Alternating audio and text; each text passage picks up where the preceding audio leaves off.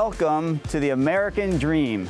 Here we are about to take a quick preview of a brand new listing of ours here in Miami's Coconut Grove neighborhood. It's a 4-bedroom, 2-bath, a lot of beautiful natural light, remodeled, and it has a surprise at the end.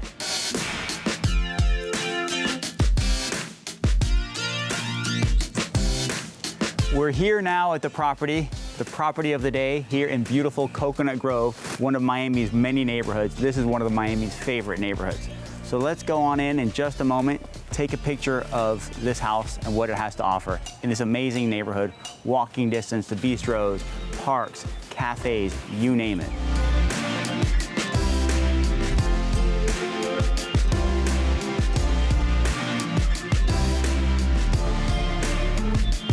We'll be interviewing somebody who's in the Guinness Book of World Records for a land rescue that took place 74 years ago. They call it the Ship of Miracles. So basically, from what I understand, you were there in 1950, December, Korean War is going on. You're directed to get some refugees to take them off the beach. Your ship was designed for 12 passengers, 12, not 1,200, not 12,000, 12. And how many people came on your boat that day? Well, there were 48 of us in the crew, and as you say, the ship was designed to hold as many as 12 passengers.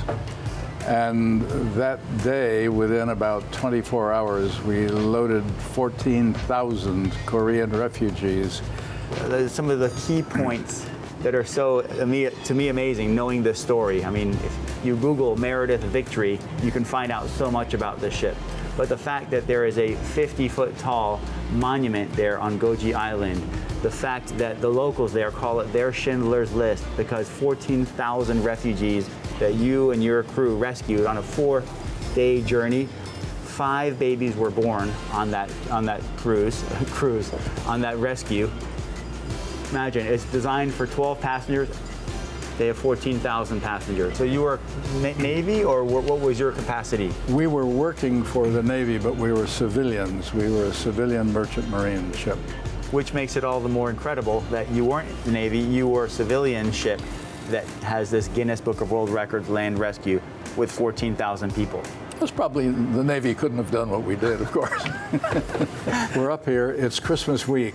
We get the word, get up to Hung Nam, they're in trouble. So we go up, get in through the minefield, through this little channel. The beach was covered with refugees, mothers, babies, men. On the beach at that time, there were only about 20,000 left. So our job, we were the last ship. We went alongside the dock in Hung Nam. And we started loading about noon on the 23rd of December. Loaded all through the night. We had them coming aboard. We had with our cargo booms, we had pallets that we'd fill a pallet with 20 people standing up, bring it up, lower it into the lower hold of number 1, 2, 3, 4, and 5. And then after they were in, each of us mates would be down in the bottom of the hold. There was no interpreter. We couldn't speak to them, they couldn't speak to us. So I was just pushing people back into the wings of the holds. As the other mates were. We made them stand until the lower hold was filled. And then we put the steel beams across and the wooden pallets in between, filled the tween deck on top of it, and then filled the next tween deck, and then locked the entire hold down. When we finally sailed, the main deck was full. So we had around 13,000 people locked into the lower holds and tween decks. And then on top of them, we loaded on the main deck in the open air another 1,000 or so people. As long as they could stand up, we kept bringing them on board. Great, that's a wonderful story. Thank you again for what you've done.